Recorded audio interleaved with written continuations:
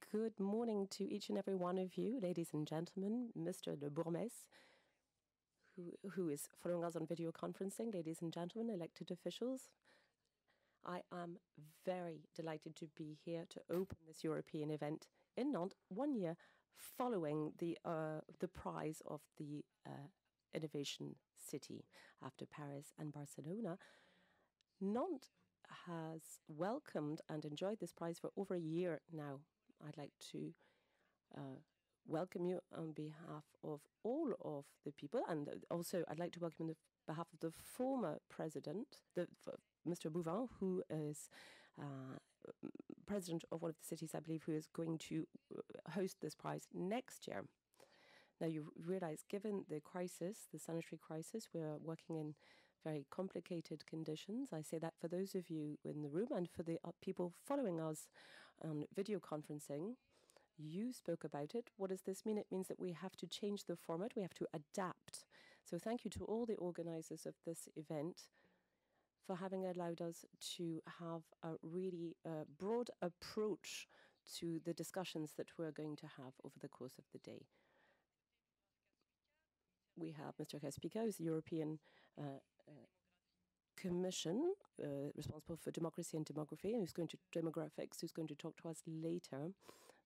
We know that we all have to be motivated in order to further the cause of democracy in our cities in France and elsewhere in Europe.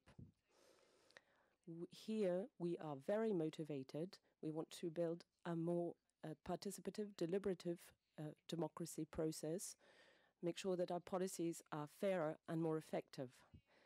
And I think that's which was recognized in 2019 with the idea that innovation should include everyone, for everyone, and offer solutions everywhere. Around Europe, we can see that there's an unheard of, an unprecedented crisis in Europe. It's an ecological and economic crisis, yes, but we also have the sanitary crisis.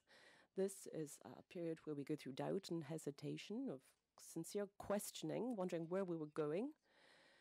And we, as elected officials and people working in the European Commission, have the responsibility to try and work out solutions with the help of our citizens. Now, there are many initiatives included. I can't possibly list them all. We'll talk about them during the debate. Fabrice Roussel, first Vice President of the Nantes Métropole, and my assistant here, who's in charge of citizen dialogue, are here, and they know how these initiatives are important to all of us and reflect the commitment of the political community. There's a platform that's been put in place. It was put in place when the lockdown was announced, and this allows for all of our citizens, those who wanted, but those who needed to take initiatives in the wake of the lockdown. But we know that the sanitary crisis has and will have very sincere and long-lasting consequences on us all. It's changing our everyday way of working and living in France and in Europe because it is ongoing. It is an ongoing major event at world level, really marked by the lockdown, a lockdown of half the population in the world. And I think this will give you an idea of the size of the problem which is currently availing all of us. However, we allow our citizens to express their opinion on this crisis through the platform. Some citizens say that they're worried, some they say that they're stressed, that they're anxious, and some tell us that they actually feel invincible in the face of this crisis. You see there are lots of different points of view, and that's why when we start to draw lessons from this crisis, we have to move forward thinking about the future of the city. So we decided to launch a process of citizen consultation with 2 steps. You're going to have a telephone survey, including about 2,000 people, and then we're going to have a major citizen agreement, a working agreement. I think it's primordial at the moment. We have experts with us to help, I hope, concur. But we have to say that we need to hear the voice of our citizens. We need to give them the chance to express themselves, to hand the microphone to them, so to speak. We want to talk to people who are worried about the planet, worried about their city. We must depend upon the mobilization of each and every person in the community. So we are looking at open governance. I can guarantee you that. Now, of course, it's easy to say that from here, but to put that into practice every day, every week, every month in our everyday life, well, that calls for a great deal more commitment and mobilization. We want to create an environment of sharing and to hear the expressions of our citizenships. This convention, this agreement has to be a collective piece of work which guarantees diversity and different points of views. This citizen agreement has to be the response to the awarding of a prize for the city. It's got to be the response that we offer to the crisis. We have to rise to the challenge. This crisis can't be drawn down into management questions or questions of how we're going to move forward. There's more than that. We have to feel the strength of public action. Now, we've seen a certain amount of paradox in what's happened in terms of production, etc., particularly in the food chain. We've all become very public. Public bodies have become more public, if you like, more visible, and people can identify the weaknesses in our chain of command. So, what does that mean? We have to be able to offer our citizens opportunities to talk about the problems that they have faced, to contribute to where we're going, say that, Nantes, we know that this crisis has strengthened our commitment to the city. When we won the prize, we won it because we'd made a choice. We put our citizens at the heart of innovation so that they could be real players in moving forward. Innovation with everyone, for everyone, I remind you. That was the heart of our argument. When you talk about all the different bodies that were put together in order to boost innovation in Nantes, everything that we had to encourage social dialogue, well, it's for that we won, and we put it at the heart of our project. Non-innovation here in Nantes is at the heart of what we do every day, and it's the heart of all our public policies for AI, for the digital wing, for manufacturing, for industry, for culture. But it's true also for the way in which we work close at hand in the different areas of the city, where we work with parents of children at school, etc. All of it has to be open. So innovation is not just technical, it's social, it's ecological, it's democratic, and it's also, we have to bear in mind that innovation is not an end in and of itself. I think that the question is, how can we make sure that the means that we have behind innovation are put in place for any projects at local level? Now, we believe that innovation can be a way of improving the daily life of men and women. Innovation can be a way of putting together all of the projects, all of the problems that we have, and discussing them. Innovation can be a way of fighting against injustice and inequality. Now, sometimes we are reminded to which point we need to improve the daily life of men and women in our cities. And sometimes this can be a painful process. But I think it's fundamental. It's a kind of defiance which is being instilled. We can see that. We have to fight this.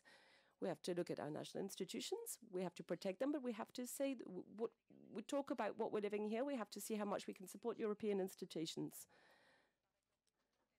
Now, perhaps the ideas we talk about can seem quite far removed from us citizens. So I'll remind you that our challenge is to bring that closer to the citizen. This is a European challenge. We have to rise to the challenge of all the different challenges in front of us, whether it be democratic, social, environmental, whatever, to make sure that men and women are more at the heart of our cities. Of course, we've got all the different languages coming, students coming, tourists coming. We are multicultural. Europe has to live on a multi-linguistic capacity every day of the year. Now, we commit to helping our citizens do this because when we look at the change of model, we need to change our model. When we change the model, we will have to change the scale of the model because we have to look at the transitions which are taking place in our cities. We have to bring them to a national level as well. That's what I'm doing with France-Sur-Aisne, which is an association of putting together all the major cities and conurbations in France. And we also do that at European level. I'm thinking about Eurocities. Nantes had the honor of chairing the Eurocities conference 2 years ago. All of that is put together to make this a European issue. We cannot work without dialogue. Well, we've got creative citizenship, which is a group, a working group. We have to, and in this, we have a common framework for work to look at shared principles, which are centered on citizen democracy. That these principles rely on the ideas from about 50 different cities, and I'd like to thank them all for their participation. We need to continue to work in this fashion. We need your point of view. We need your knowledge, your expertise. We need to be stimulated by you so that we can go further in this subject, so that we can give ourselves what we need in order to have a shared culture with regards to these questions. So for me, it's a real pleasure to talk about Dubravka Suica, who's going to give us testimony of what's happening at Commission level here to help us support the citizen move. Naturally, we're going to continue to commit, we're going to continue to be motivated. This prize for European Capital of Innovation, we've really felt it from the beginning as being an encouragement to go further, to do more, to do differently perhaps, with other people. And by other people, I mean what? I mean the scale of the level of 24 different communities. It can be at the level of the conurbation, the metropolis level. We can look at inventing differently, looking at the links between rural and urban communities. And also we have to look at our capacity of making sure that the city's voice is heard at European level.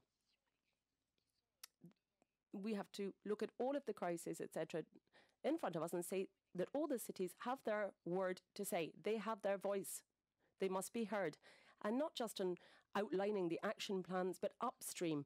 All of the work that is brought to the table by the different European cities when they look at the urban agenda, make sure that their point of view is included in everything that's been put together. Yeah, I know that the Commission is very attentive to this, and I'd like to thank them for that.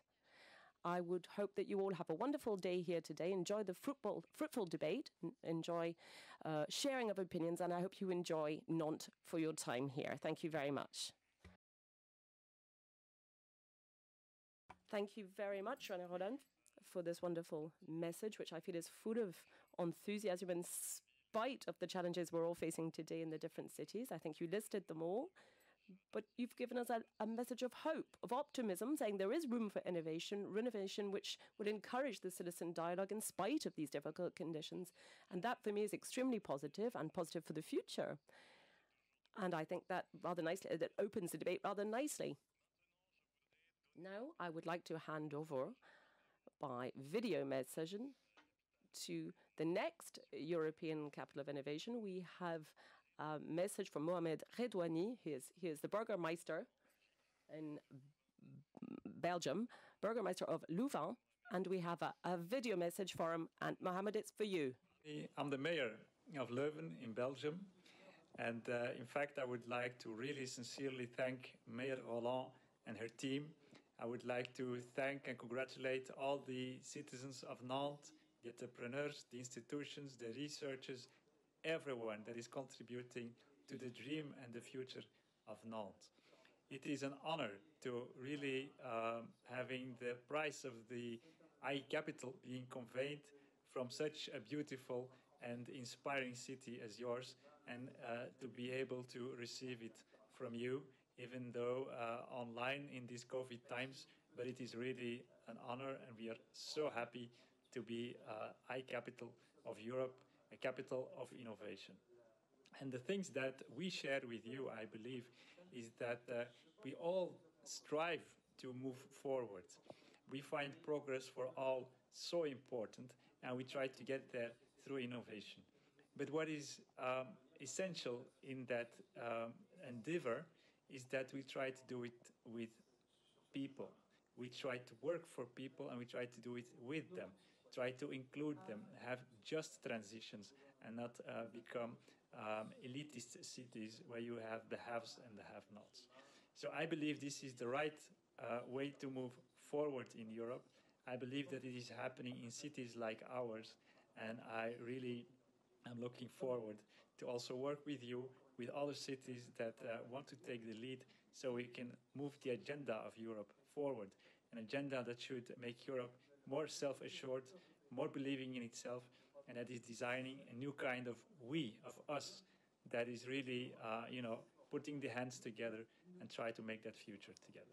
Thank you so much, and I wish you all the best, and I look forward to meet you in the future. Bye-bye. Voilà, merci pour ce message vidéo. Louvain, digne successeur de... Thank you very much for this video message from the mayor of Leuven. So this prize is not only awarded because a city welcomes innovators, but also because a city innovates for and with its inhabitants. So a very strong message. We will be hearing also a message from Dubravka, Suica, European Commissioner and Vice President for Democracy and Demographics. She's going to tell us about what this means at the European level. Speakers and guests, ladies and gentlemen, what a pleasure to contribute to this innovative and inspiring discussion taking place in Nantes. In January earlier this year, I visited Orléans and Paris and got a flavor of deliberative democracy in France. The city of Nantes is at the forefront of innovation and citizens' engagement and is deserving of its 2019 title of European Capital of Innovation. You understand that we must get creative about political participation beyond elections. My objective from day one in my current role is to invest all my energy in citizens' engagement, deliberation, and participation at all levels of policymaking. I have been conducting multiple citizens' dialogues across the European Union over the last year.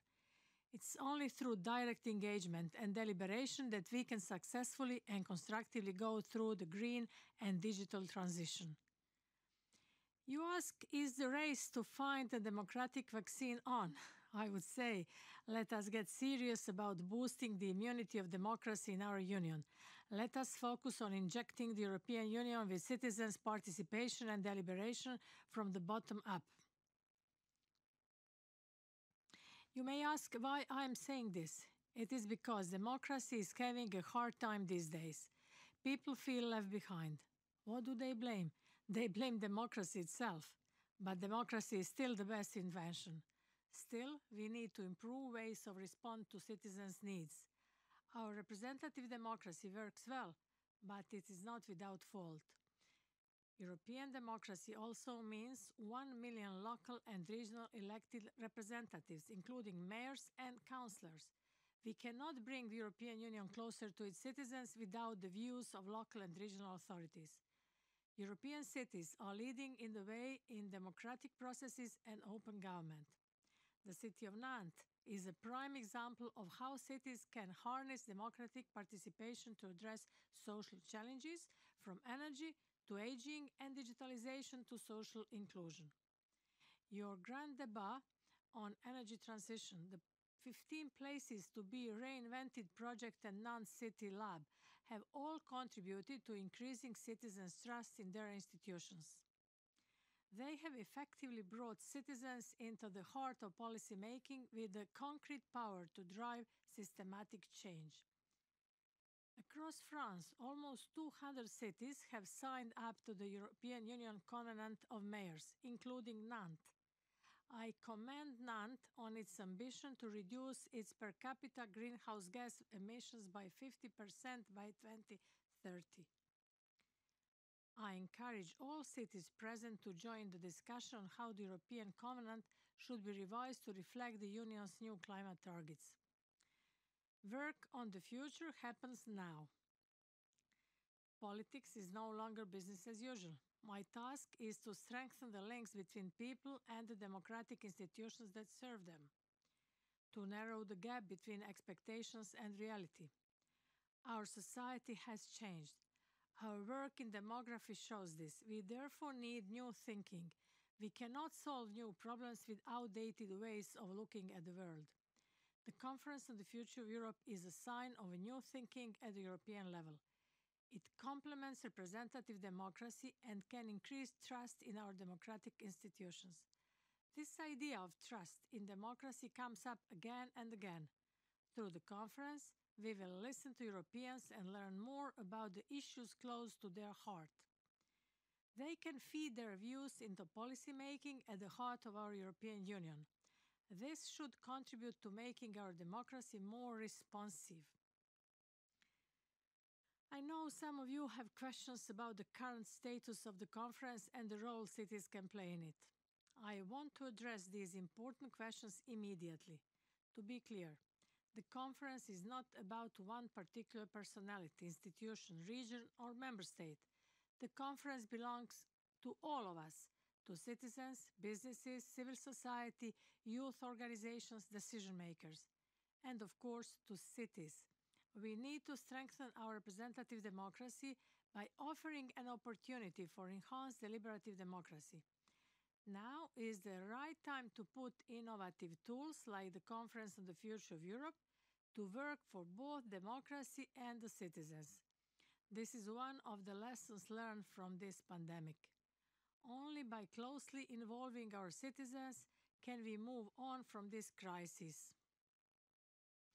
The process of the conference must be guided by the principles of inclusiveness and openness. It is of fundamental importance that all citizens are included. We will not leave anyone behind. I want to engage with those who do not usually engage with us.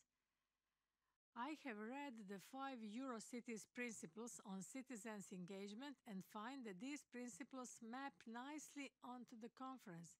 We need cities to get involved, and also organizations like Eurocities have a vital contribution to make by organizing their own events under the umbrella of the conference and by providing much-needed feedback from citizens. Using a mixture of physical, online, and hybrid events, everyone will have the possibility to participate in an interactive way, including via a multilingual digital platform designed to be a one-stop shop for all information relating to the conference. Prior to COVID-19, I was on a listening tour of the European Union. Having already held many dialogues with citizens, I'm convinced that issues such as healthcare and the European Union's response to the public health crisis will now have a more prominent role in the dialogues among citizens during the conference. This was underlined by President von der Leyen in her recent State of the Union address. Citizens must know that their voices are heard and see the impact that their input can have on policy making in European Union. This will be our benchmark for success. Most of all, I believe that predetermining the outcome would cause more damage to democracy than if it did nothing at all. Citizens' trust in democracy cannot and should not be taken for granted. I have been an elected representative at local, national, and European level, so I know what I'm talking about. Dear ladies and gentlemen, to conclude, as I said earlier, it is time to get creative about innovative political participation. The twin objectives of this Commission are the green and digital transitions. The Conference on the Future of Europe should give us a clear indication of the key concerns of European citizens. I'm convinced that many will be linked to health and also to the demographic challenges we are all facing. If that is confirmed, we can translate our policy making into concrete, fair action to achieve the twin priorities. The Conference on the Future of Europe is an opportunity to reconnect with citizens beyond elections and help to establish trust, reinforce solidarity. So let's get citizens on board and work together to build the society we want now and in the future. Let's build up our democratic immunity and infect our democracy with citizen engagement and deliberation from the ground up. We succeed in this together. With France, with Nantes, with organizations like Eurocities, with mayors and citizens. Thank you.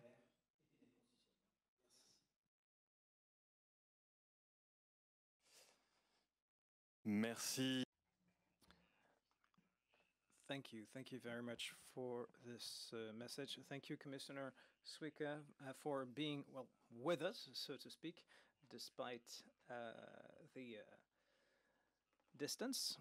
But it's important to have messages like this one from commissioners. It's important for the European presence, obviously. Will be a again, talking about citizens' involvement with Judith Ferrando. She is the head of Citizens Participation Citizen Participation Program. Judith, you are involved, obviously, in this topic. This is what you do, and we've heard Johanna Rolland just mentioned public consultation that is about to take place here in Nantes. Again, Commissioner Suica addressed that topic, and as the mayor of Nantes said, it's easier said than done.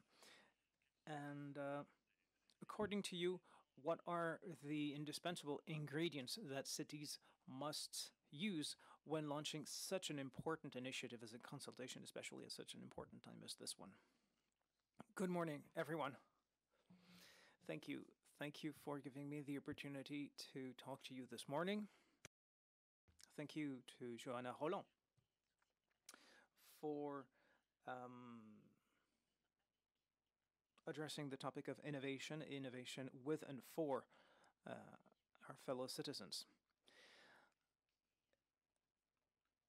To address your question more specifically, I would like to start by introducing a project that was put together by cities who wanted to understand how they could involve their inhabitants to pave the way for their futures. So it took the form of a manifesto that signed by and designed and signed by cities, and that was carried, if you will, by the Institut that I chair, which gathers more than 1,500 practitioners of citizens of participatory processes. And so the philosophy of that network, if you will, is that it is all these processes are only meaningful if we can actually measure their impact in the empowerment of citizens, if you will. So this is very much a network where we are eager to improve not the tools, but the processes, the actual, the way that the tools actually work in those democratic processes. So it's a network of 13 cities, or metropolises, rather, who wrote the manifesto together. So the practitioners that I mentioned are public servants who work for local governments, and their initial observation is that there are tools and that there are frameworks, but they don't necessarily make for efficient consultation processes. So they wanted to know how they could really involve in a transparent and sincere way, if you will, the inhabitants, because the decision-making processes might seem far remote and very abstract for constituencies. So how do you start with the real life, the daily lives of our fellow citizens? So it's a network that is very much eager to forge a new social contract. So again, it's not about the tools or the instruments. There are many ways to go about it. There is really boundless creativity about it.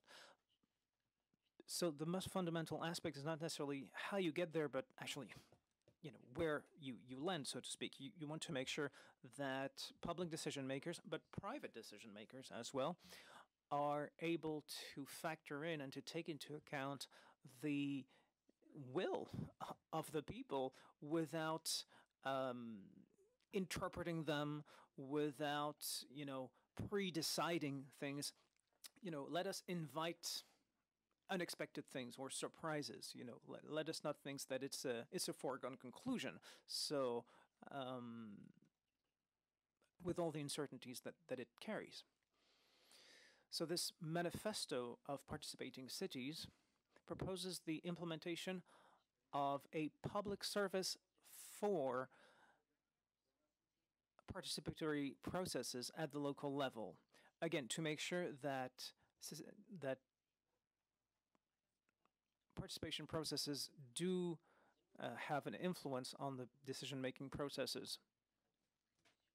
To make sure that these contributions are brought to bear on the public debate and on the political debate because we know that a lot of things happen outside of the established political, decision-making frameworks. So because there's a diversity of opinions out there that needs to be heard.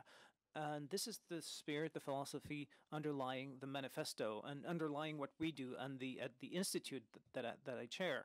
And be it at the very local level, regional level, national level, and European level as well.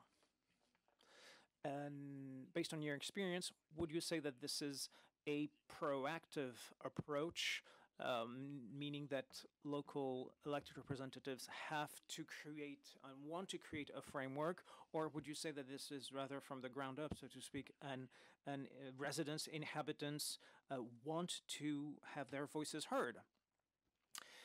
Over the last 3 years, the way we see democracy has been upended. We've seen, marches for climate, youth strike for climate, the Yellow Vests movement. They reacted to decisions that seemed to them to be unfair or unjustified. So whether you're a local elected representative or you're just, a voter, or whether you're a practitioner, such as I am, we all need to understand that we need a way to talk to one another without necessarily agreeing, but we need to speak to one another to build the world of tomorrow. As Johanna Rolland told us earlier on, there is a lot we don't know about the future, and what the crisis shows us is that it is time to stop the show, so to speak, and think about what we want next. The type of project for society that does not aggravate inequalities, but rather remedies them. So again, everything's been appended, and it's a groundswell, so to speak, and it is an ideal moment for the elected representatives who want to make the voices of their constituencies heard at their level.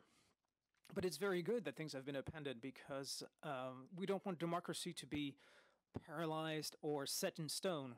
That would be a shame.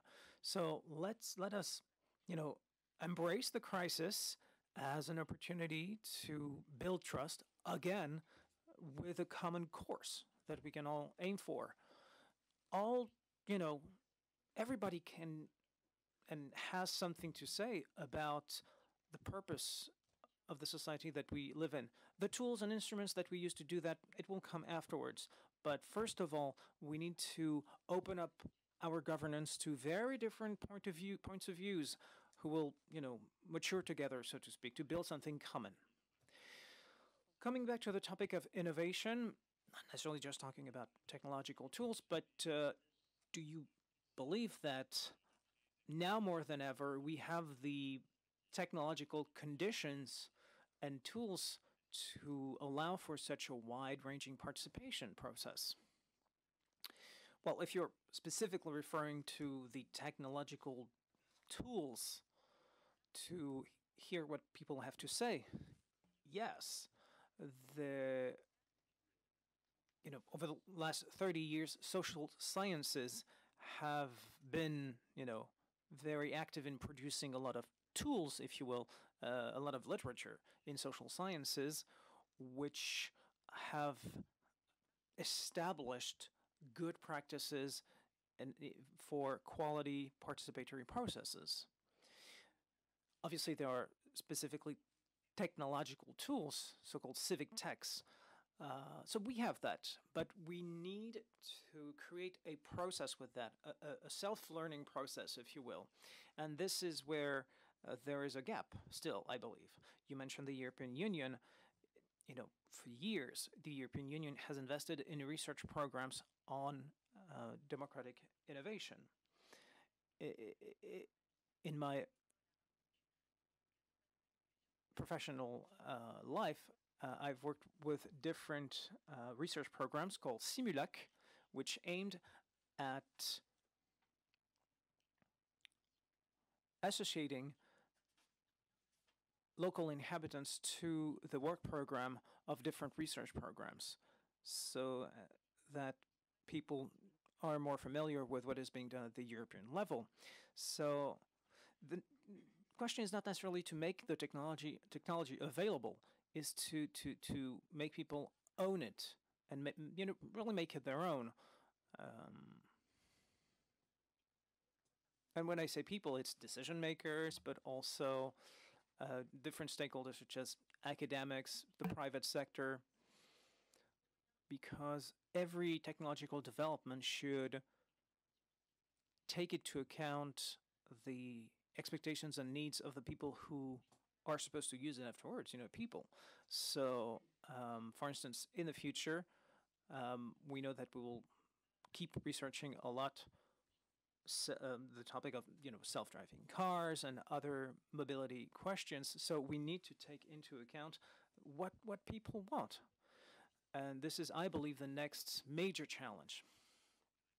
Yes, the question of people making it their own thing is really important, and for instance, on the market, we know that there are products who are being put together, designed, put together, produced, but they don't really meet any actual real need. So, in a democracy, voting remains the basis for legitimacy. And so, do you think that elected officials, beyond the mere act of voting, believe that other forms of popular expression is not to be trusted, because it is very difficult to have a form of participatory democracy that would include all potential groups? So I would like to have your question, your view on the legitimacy of a participatory process. Well, I think this is a twofold answer I have to give you. What's legitimate is to make sure that the rules are known beforehand and we know what we're dealing with. We're looking at a problem that has to be resolved collectively. And people have to know to what they're committing and are they able to do that. This is what we call reciprocal commitment, which is at the heart of the manifesto, but is also at the heart of many manifestos today, which cities are adopting or regions are adopting by their own volition. Now, you have to have transparency. You have to know what game you're playing. You have to know that at the beginning, upstream. You don't need it at the end. They don't want to find that they're a complete joke at the end of the consultation process. When you talk about legitimacy, you're also talking about trust. Trust is born when a citizen has been able to participate in some kind of deliberate democratic process, and where we've seen that there's an initiative being put in place, a solidarity initiative in time of crisis, which is off radar. The institutions aren't particularly aware of it. And there we see that when we can see that this will change the lives of ordinary people, that's trust. If you look at measuring success, you have to say, how much have we changed the life of different people in one given area? And when you have citizens participating on a panel or in a discussion, and I think the European Commission has talked about this, they're going to have a panel up and running where we're looking at deliberative participative citizenship throughout Europe. We're going to find out where the citizens want to be, how they want to be involved. The inhabitants are going to be in the same room as people from other countries. This is tangible, and they're going to trust a process when they're going to see how policies are put in place and how they're going to be changed by their participation, how they're going to be closer to the aspirations of the various citizens. And I think this has been at the heart of the debate nationally and elsewhere for some time now, and that will be a reflection of success. Well, you talked about some major subjects there, so I'm going to ask the question, are there subjects which are too difficult, too complex in order to include the citizens in any kind of civic debate? Well, I think all of the people in my group would say the same thing. And we have 20 years of experience to bolster our answer. And no subject is too complex. How do we share the information so that citizens have an enlightened and informed opinion on difficult subjects? Let's share the information. How do we share the information which is pluralist, can be quite contradictory? Sometimes we show that there are some divergent interests. Think about any scientific programs which are fairly controversial. For example, nuclear waste, or in Nantes Métropole, we looked about a relay antenna that were being put in place. These are very contentious issues. We have to give all the information, and we progress when we can be very explicit about our opinions, that where those areas where we agree, those areas where there's some degree of contention. And I think, and we show that it's difficult for the elected officials themselves to decide. We have to be transparent at all times. Now, if you try and get round this dual delegation, which is part of our society, a delegation which is put in place by your political voice, you have a representative, and also our capacity to think about scientific and other matters. If we can put that all together, we can have a complete vision to offer the citizen, putting the citizens at the heart of dialogue with elected officials and scientific members of the scientific community. We can identify the essence of the debate at hand. We must, again, I can't highlight enough, transparency. We're going to come back to that. We're going to come back to the question of impact. For you, the impact sought in all these processes is to engender trust.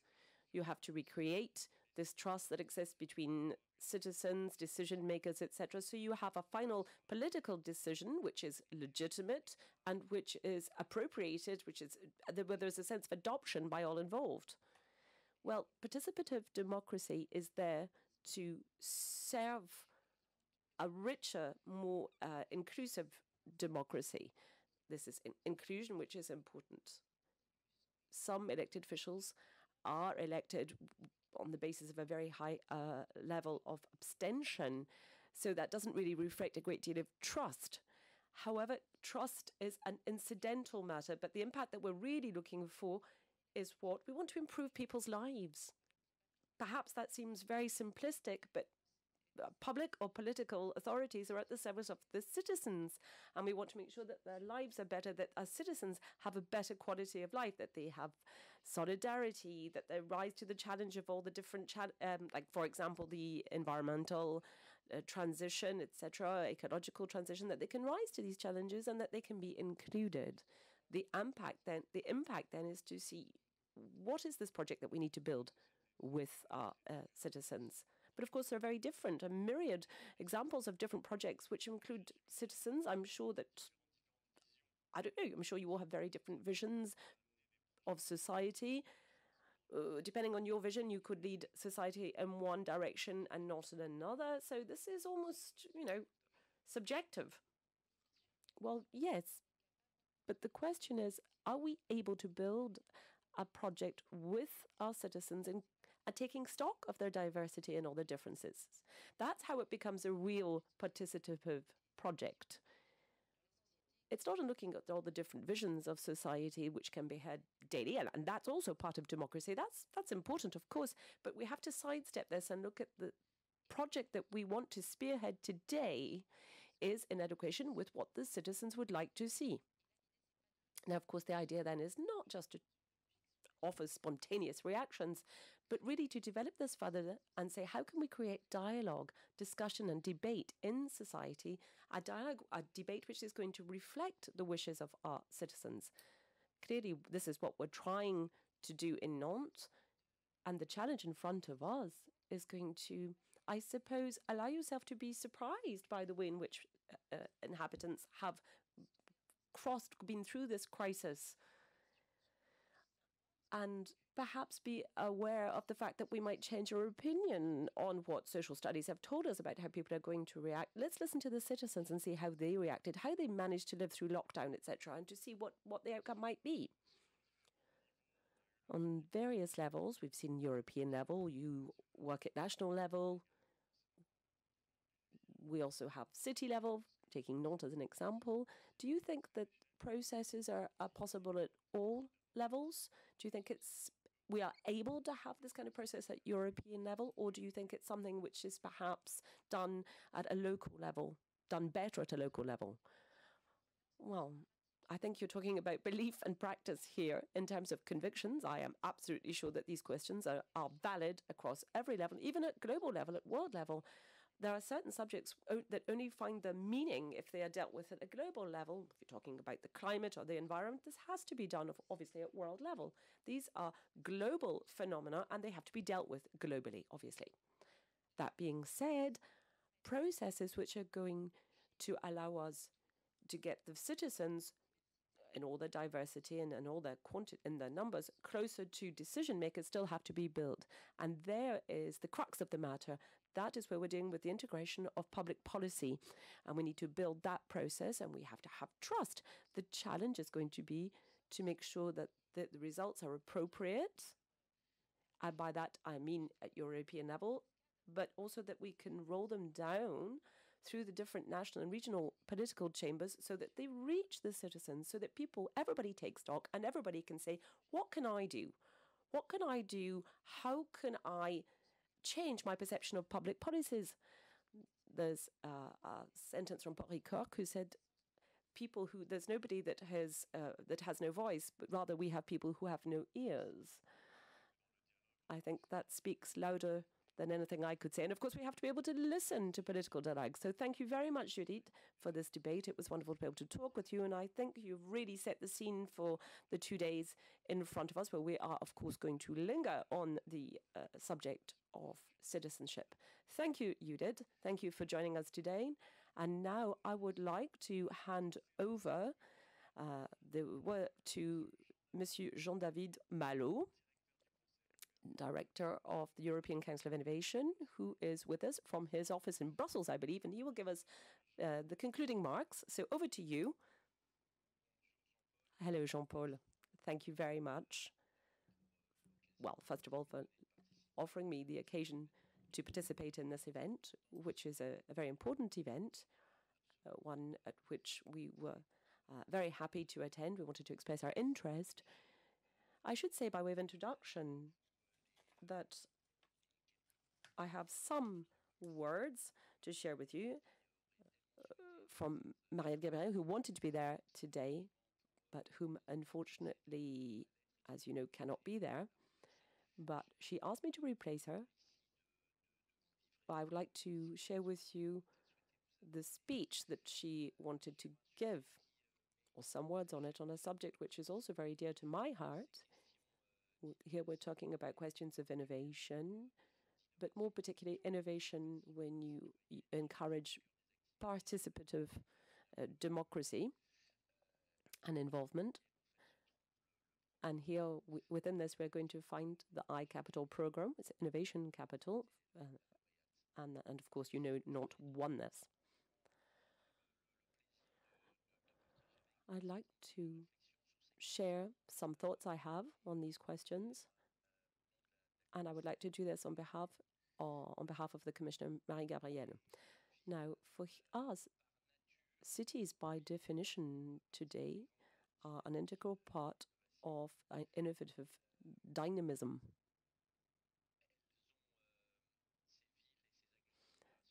Cities and urban conurbations are spaces where innovators and entrepreneurs grow.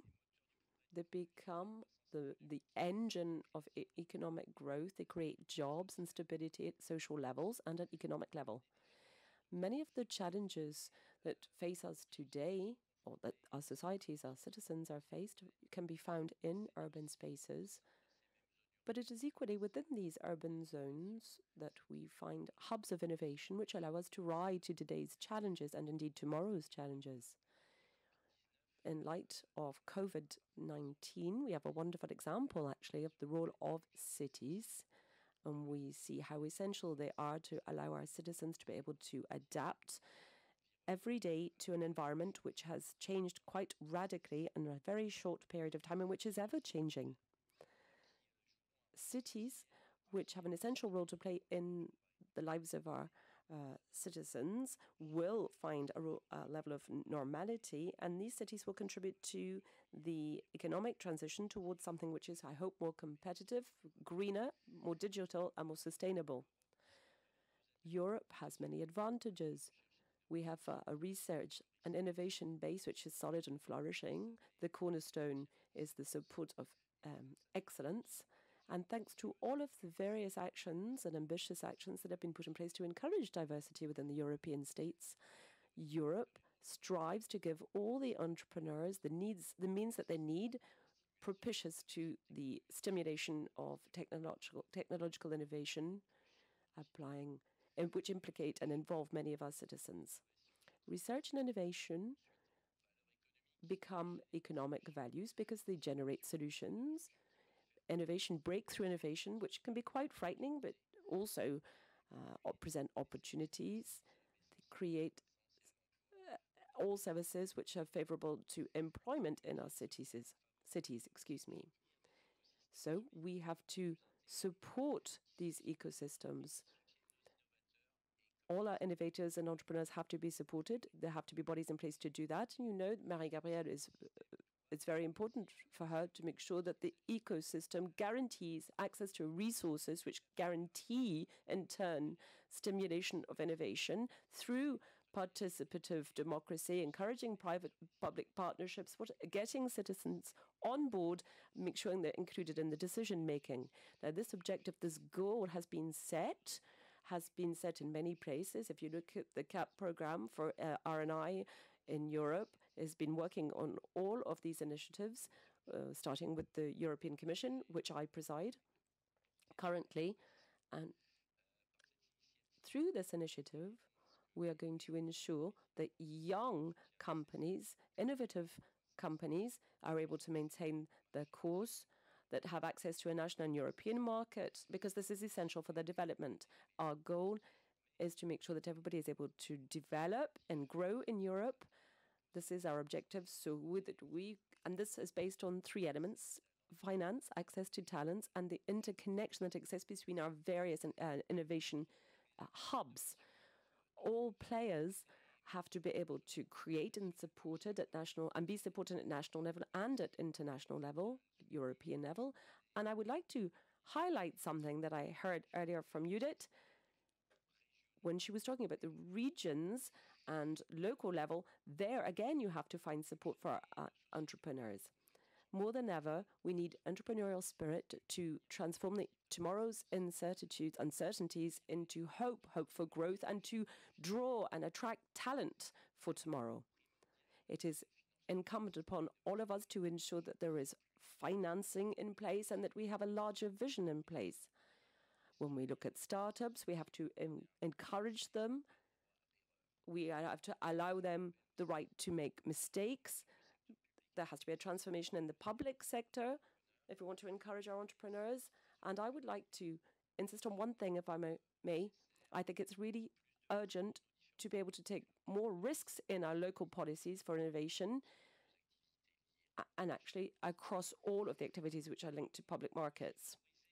We should encourage synergies between cohesion policies and R&I policies through structural funds and European funds. We should do this through synergies between investment from the cohesion policy and initiatives for innovation through Innovation Europe, Horizon Europe. We have the means to do that in each one of the member states.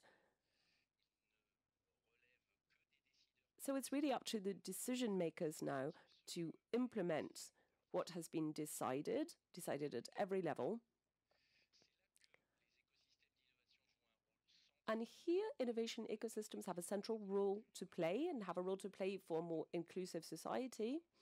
To reach that goal, we have to strengthen the ecosystems in place and facilitate interconnection with other ecosystems. We have to look at specialization strategies. There's an enormous potential there. Industry and research and innovation have to come together. Civil society has to work with them all. And we've seen this in many countries. We've seen cooperation born of this union, and it's indispensable. We absolutely have to have this in place if we want to move forward. I can say it's a wonderful innovation motor, offering incredible potential. Priority in terms of specialization interregional specialization as well means that we can have more interregional cooperation when you have many countries involved in a project. And that is why all of these intelligent strategies have to be strengthened during the next period. When we talk about industrial transition, they are going to be coherent, they're going to be included in our policies. Here, we're not talking just about a handful of cities, we're talking about many European countries. Many can say that now they've managed to make sure they've got these wonderful unicorns that have come out of the business ecosystem. They've helped nurture these innovative projects. We see this all around Europe. We have centers of excellence. We have universities which are giving rise to innovative policies. We must make sure there is a boost where the boost is needed. We have to open the way to world champions for tomorrow's world. Technologies has become primordial if we want to, it's paramount if we want to strengthen the policies of our cities. We want to guarantee the survival of our innovation ecosystems and, in the long term, make sure that no one is left behind. And again, the cities have a key role to play in this. Allow me to say this because this event is taking place in Nantes. Allow me to highlight that the city of Nantes is actually a wonderful example of that about which I've been speaking. Jean-Paul, you said a minute ago that they won the prize of 2019 last year, certainly. And I think on the basis of this, Nantes has really been able to develop its ambition of becoming one of the most innovative cities in Europe, innovating with and for its citizens. And it's this element of the for and with its citizens, well, it's really incumbent upon all of us to keep this at the heart of our thought processes and at the debate, because that is the approach that has been decided, that has been decided by the new city, Leuven, as you've already heard. They want to follow the same approach. And to go back to Nantes, it's a real example, I think, a shining example, and I want to highlight the importance of this city, and I want to highlight the initiatives taken by the city to encourage citizens to be part of the development of the city. Let me give you a few examples. The major debate, le grand débat, as it was called here, to talk about economic transition. Many initiatives were put in place. Competitive selection, ideas were taken by citizens and put into place. We have the urban farm, for example, here in Nantes, which is a great example of this initiative. We had a group canteen, a solidarity canteen put in place. All of this rose from the ashes of citizen participation. And the initiatives could be physical or digital. There's intuitive factory that was put together. We have other initiatives using waste from restaurants, etc. All initiatives which have been encouraged by Nantes. French Tech Capital was the program, which encourages young talent and spearheading, scientifically speaking, talent which is going to spearhead breakthroughs to come and invest in Nantes. So all of this illustrates what we mean when we talk about innovative test strips. You have the commitment of the citizens. A civic commitment is one of the most urgent things needed. Last but not least, cities have a key role to play in pursuing the objects of the Green Deal. If to use an English system, to coin a phrase, I suppose. Especially when it comes to reducing carbon levels and the digitalization of our society. Within the framework of Horizon Europe, this is important, obviously, when we talk about climate and intelligent cities, and a new program is already being developed. Now, thanks to this initiative, the cities will receive the support necessary to try and get to carbon neutrality and to increase the digitalization of the various infrastructures. These cities will open up the way lead the way for all the European cities before 2050 to be in exactly the same place. That's the goal that we've set anyway. Now, lastly, I want to talk about a further dimension of these innovative ecosystems. For innovative workers and entrepreneurs to exist, they have to have the perfect setting. It has to be put in place. So if they're in partnership with other players, or any of the programs like the Council of Europe have suggested, in Horizon Europe, they are offering a clear support plan for innovative ecosystems so that we can promote policies and initiatives and actions which will make the development of these national ecosystems or regional ecosystems easier to put in place. Now, this is a challenge for all of us at European level, and it will allow all innovative players to create a network that can build on their collective added value and implement their ideas in Europe and elsewhere in the world in many different domains. And they could have this, the actual setting could be propitious to the development of their projects and in order to serve societies which are ours. We have to stimulate these ecosystems. How are we going to do it? Well, we're going to make sure that people are in touch. That means all the players and all the stakeholders are in touch with each other. That's why last week we signed a strengthened cooperative agreement between the IUT and high schools. But other types of partnerships can be established and indeed must be done in order to allow startups and our young entrepreneurs to be able to benefit from the various innovations which might come out of this. We have to encourage an exchange of practice and knowledge. There will be technical skills that we need for research and innovation. We have to draw that talent to us. We have to focus on entrepreneurial actions. And in that vein, we wanted to construct a forum for exchange. It's the European Council's Innovation Forum, and it's there for debate and exchange in order to encourage the link and coordination of debate through various public authorities in the member states, dealing with important subjects linked to innovation, but also to do this with all of the stakeholders, whether they be company-based, researchers, or citizens. Activities which aim to stimulate and encourage these ecosystems are going to include many players, many stakeholders, and we want to strengthen synergies which must see the light of day with regional policies. To conclude, I'd like to encourage and empower the talented innovators locally and regionally. I would like to encourage them to pursue their efforts by using all the instruments and all the financial tools and resources available.